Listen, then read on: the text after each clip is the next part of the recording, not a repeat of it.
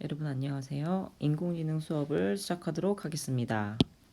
오늘은 러닝 레이트, 여러분들이 지금까지 선형 분류와 선형 회귀라고 하는 모델을 이용해서 어떤 성능을 높이기 위해 사용했던 여러 가지 팁, 그리고 왜 그렇게 해야 되는지에 대해서 좀 논의를 해보도록 하겠습니다. 즉 러닝 레이트란 무엇인지 다시 한번 살펴보고 왜 어떤 방향으로 조절해야 되는가에 대해서 이야기하도록 할게요. 그리고 데이터 프리 프로세싱이라고 하는 과정, 즉 데이터 정교화라는 게 왜 필요한지에 대해서도 이야기해 보겠습니다. 오버피팅이라고 하는 것은 무엇이며 그리고 이 오버피팅을 막기 위한 방법들은 무엇이 있는지에 대해서도 논의하도록 하겠습니다. 그리고 실제 여러분들이 캐그를 진행하면서 느꼈던 어떻게 하면은 좀 더 트레인과 테스트를 잘 핸들링해서 더 좋은 성능을 낼 수 있을 것인가에 대한 방법론에 대해서도 다시 한번 논의해 보도록 하겠습니다. 러닝 레이트란 결국 이와 같은 상황인데요. 여러분들이 지금까지 이렇게 로스 함수가 있었습니다. 2차 선형 2차 곡선으로 되어 있는 선형 아니고요. 2차 곡선으로 되어 있는 로스 펑션이 있었어요. 그런 상황에서 실제로 여러분들이 그레디언트 디센트를 하면서 내가 다음번 스텝을 이렇게 얼마큼씩 점프를 할 건지, 즉 주변 탐색을 하기 위해 보폭을 결정해야 된다라고 얘기를 했었고요. 그때 그 보폭에 해당되는 게 바로 요 파라미터, 즉 러닝 레이트입니다. 그래서 만약 러닝 레이트가 값이 크게 설정이 되면요, 여러분의 그 탐색 영역에 대한 점프를 굉장히 크게 이루어지게 되겠죠. 그리고 만약 러닝 레이트가 작게 되면요, 보폭이 아마도 이렇게 탐색을 좀 더 조밀조밀하게 하게 될 겁니다. 자, 러닝 레이트가 너무 클 경우에 생기는 현상입니다. 단점이죠. 그래서 보통 학습을 하다 보면 여러분의 로스가요, NAN이 뜨게 될 겁니다. 즉 이상한 문자네 라고 생각할 수도 있으시겠지만 발산했다, 혹시 INF라고 해가지고 이제 인피니티 무한대가 되었다, 요런 두 가지 케이스로 이제 여러분들의 에러 처리가 되어 있을 겁니다.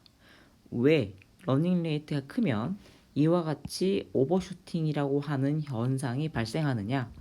간단합니다. 즉 계속 타고 다니다 보니까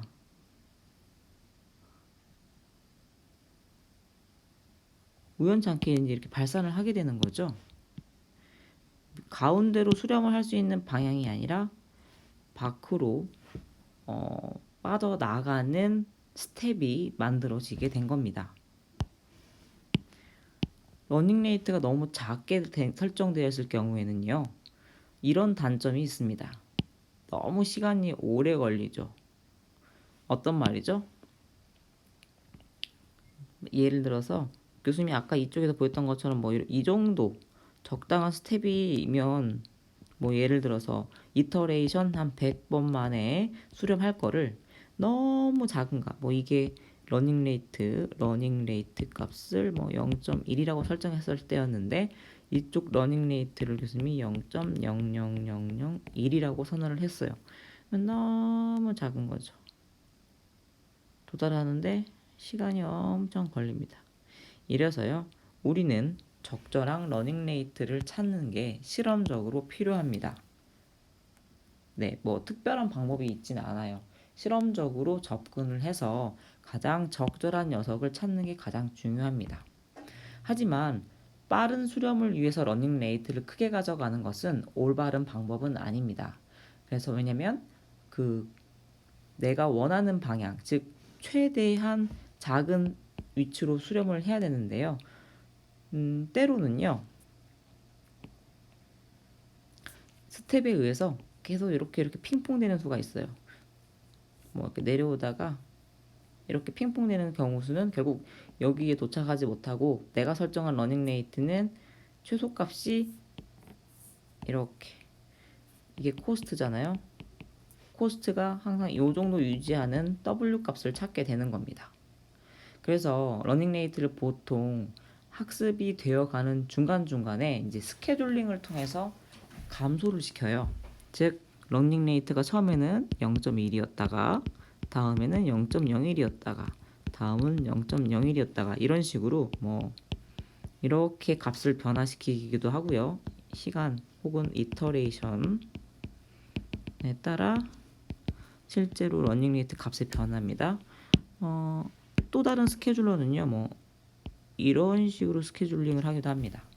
그래서 실제로 지금 여러분들이 사용하고 계시는 그 함수, 파이토치 함수 안에도 스케줄러라고 하는 거를, 그러니까 러닝 레이트를 위한 스케줄러를 설정하실 수가 있어요. 그 러닝 레이트를 위한 스케줄러를 한번 써보시면 좀 더 학습을 할 때 용이하다라는 것을 알 수 있을 겁니다. 자, 다시 말씀드리지만 아직 러닝 레이트라고 하는 것이 가장 옵티멀한 값이 정해져 있지 않습니다. 실험적 파라미터라는 사실을 기억하시고요. 자, 데이터 프리프로세싱이 왜 필요한지에 대해서 알아보도록 하겠습니다. 우리가 지금까지 그림을 그렸던 이 W에 대한 코스트 함수는 이쁘게 이렇게 그려졌죠? 1D에서 그렸을 때입니다. 이번에는 W가 하나가 아니고 두 개인 상황으로 이렇게 그린 거죠. 뭐 좀 더 3차원적으로 그리면 이게 코스트가 되고요. 이게 W1, W2가 돼서 뭐 교수님 그림 실력이 영 없지만 이런 볼륨이 있는 겁니다. 이렇게요. 그거를 위에서 바라봤을 때 그림을 지금 요와 같이 그린 거고요. 그러다 보니까 W1과 W2에 대해서 정방 원이 그려지고 있죠. 즉 W1과 W2의 크기가 매우 비슷한 형태에서 우리가 그레디언트 디센트가 이루어지고 있는 그림입니다.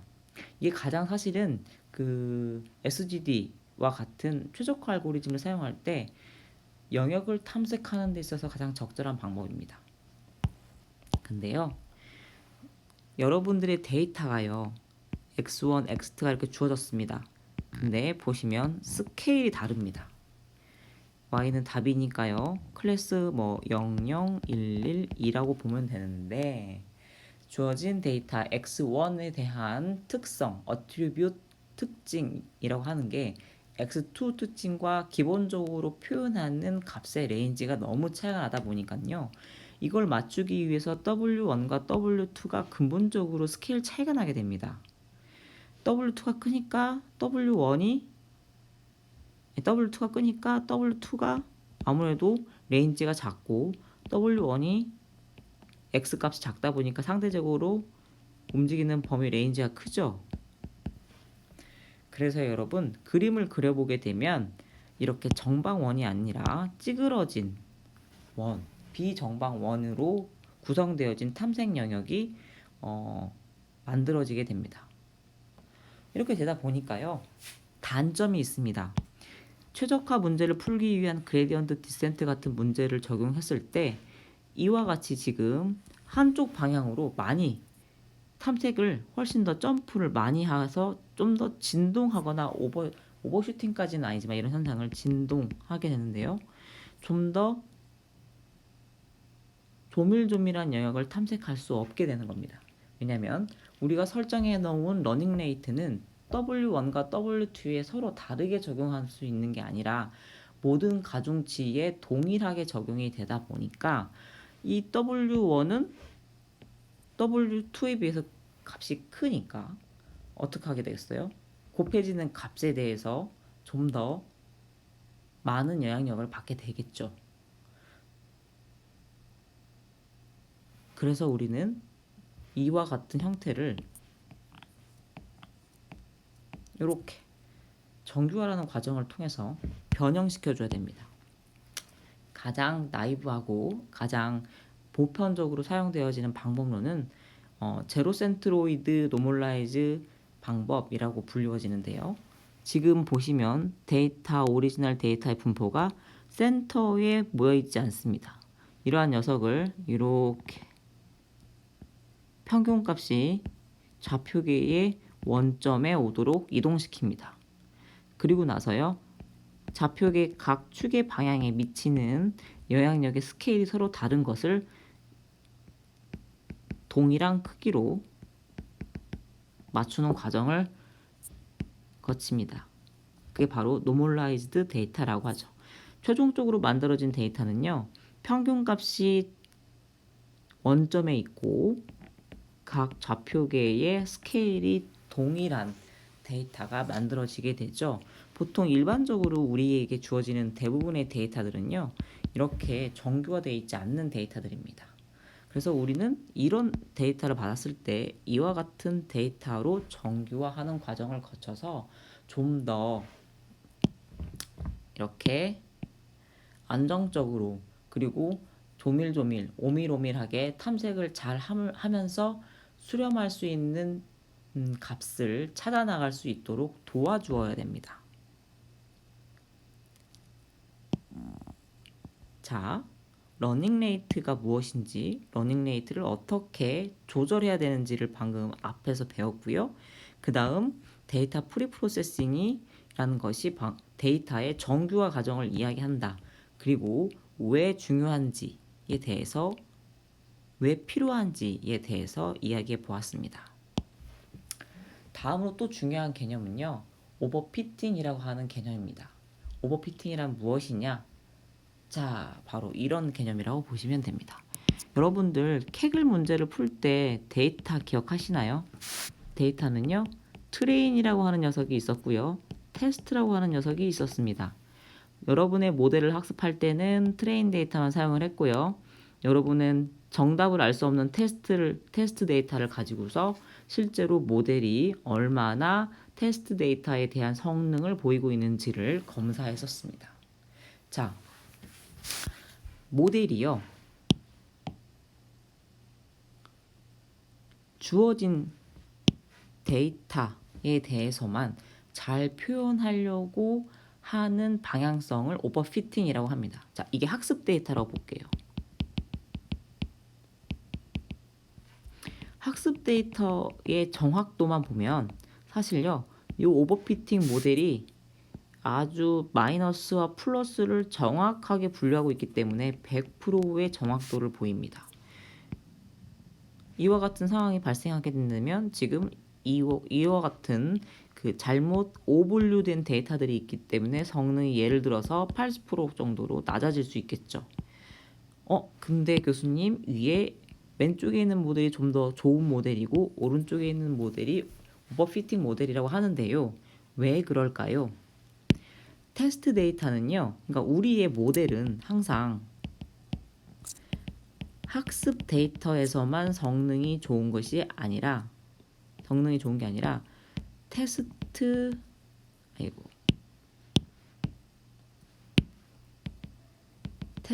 데이터 성능 역시도 동일하게 좋아야 됩니다. 그리고 우리가 테스트 데이터와 학습 데이터를 스플릿할 때, 나눌 때 어떤 방식으로 나누게 되냐면요, 데이터를 일단 모읍니다. 그리고 랜덤하게 이거 학습, 이거 테스트 용으로 써야겠다라고 일반적으로 나누게 돼요. 그렇기 때문에 학습 데이터와 테스트 데이터는 경향성이 매우 유사합니다. 따라서 테스트 데이터도 플러스는 이쪽에 모일 가능성이 높고요, 이렇게 마이너스 데이터는 이쪽에 모일 가능성이 높습니다. 따라서 실제로 오버피팅 모델의 경우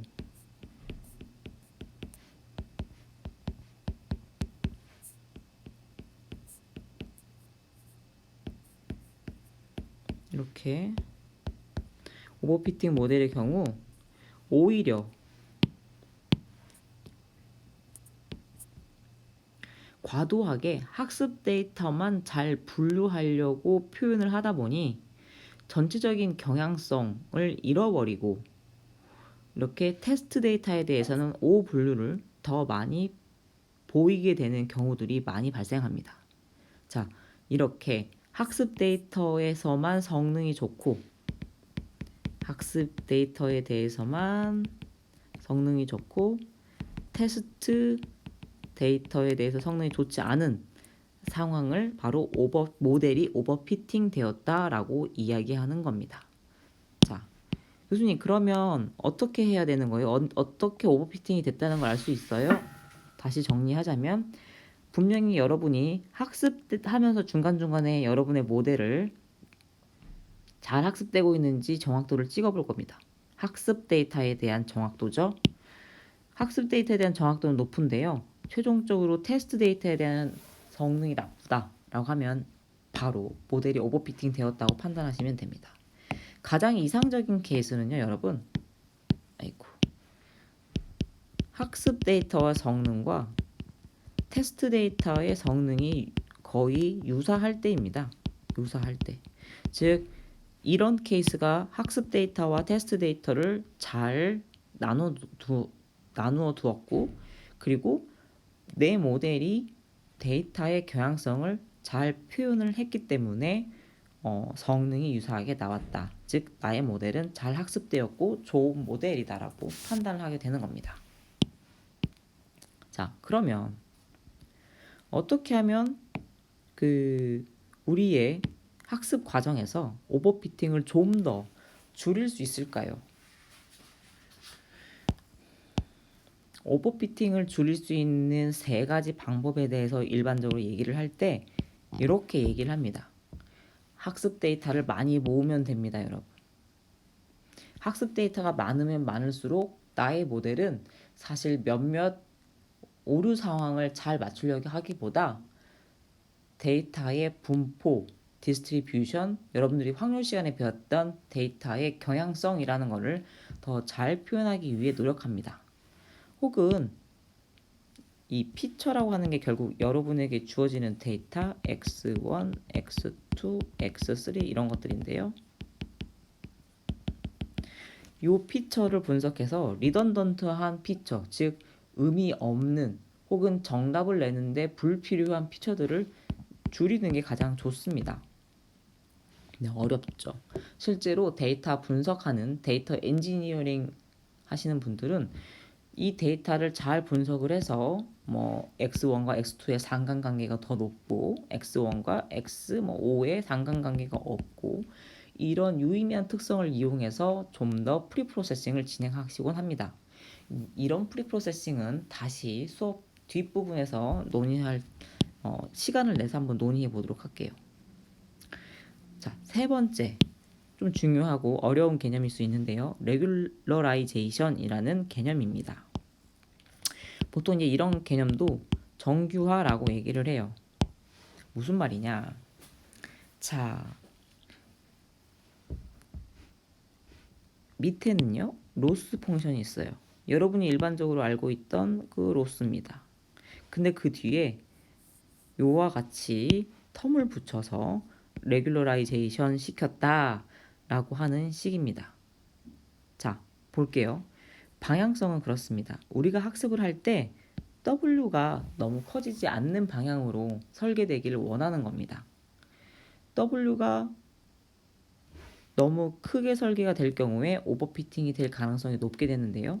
그 이유는 실제로 W를 미세 조정해가지고 이 로스의 값을 낮추는 데 의미가 있는 게 아니라 애초에 W 자체가 값이 크다 보니까 그냥 우리가 학습시키는 방향이 W 값을 줄이는 방향으로만 학습이 이루어지게 되는 겁니다. 그래서 이러한 단점을 막기 위해 우리는 수학 수식 뒤에 W 이렇게 사실은 이렇게 보시면 돼요. 이렇게 이 W가 애초에 커지지 않도록 제어해 주세요 라고 하는 식을 하나 포함시킨 겁니다.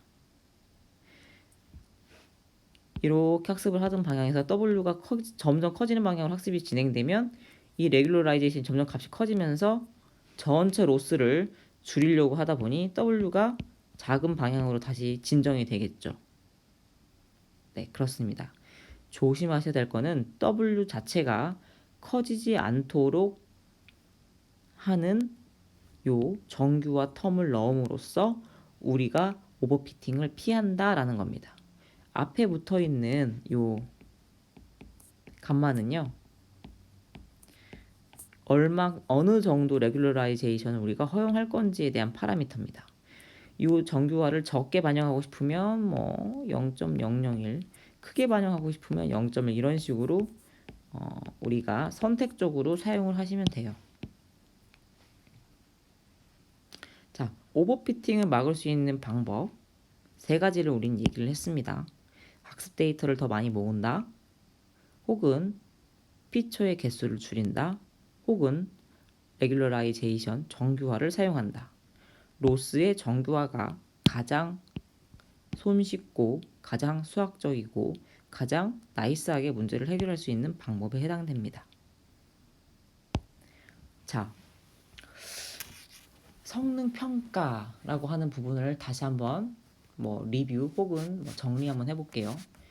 여러분은요, 중간고사 때까지 어떤 걸 했었냐면, 내가 데이터가 주어졌을 때 주어진 학습 데이터가 있고 테스트 데이터가 있었어요. 테스트 데이터, 학습 데이터를 이용해서 모델을 학습합니다.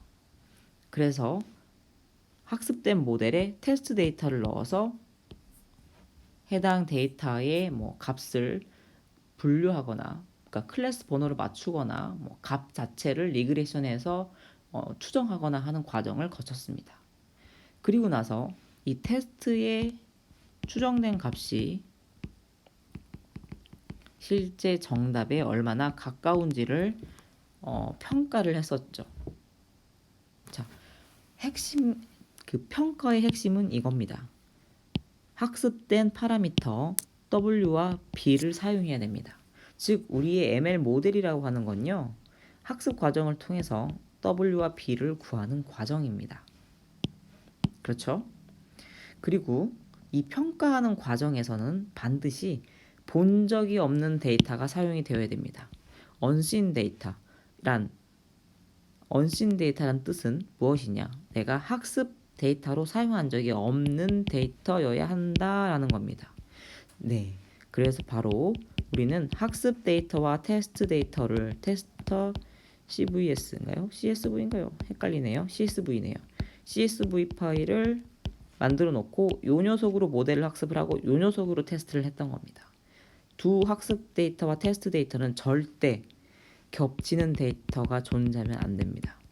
서로 양쪽에 들어있는 데이터가 있으면 안 되고요.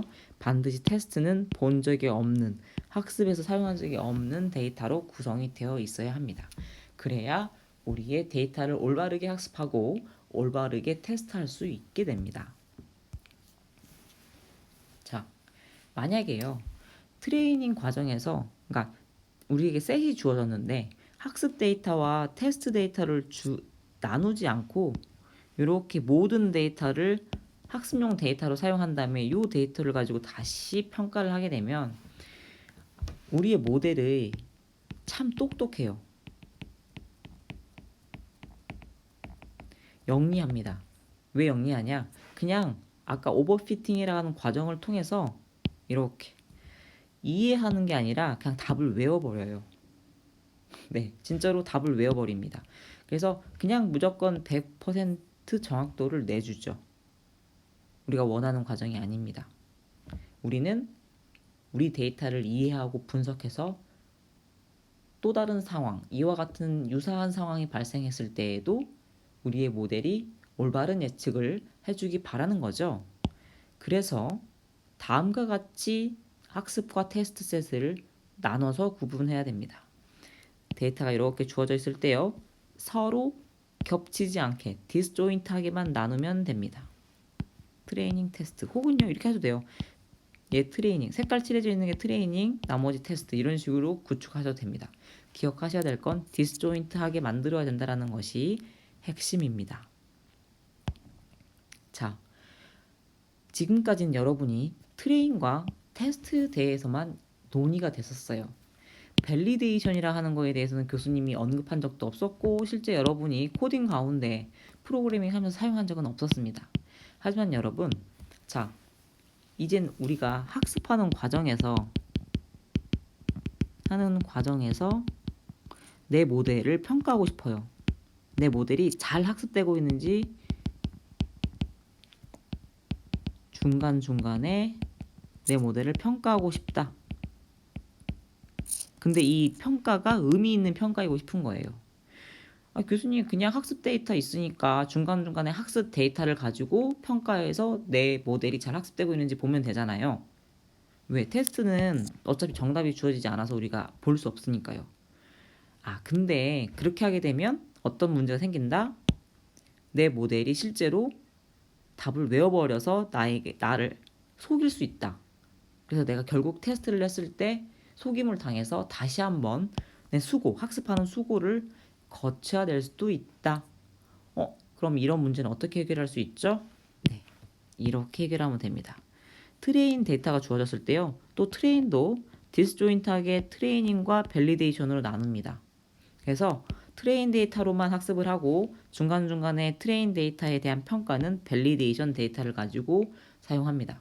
랜덤 샘플링에서 디스조인트하게 나누시면 되고요.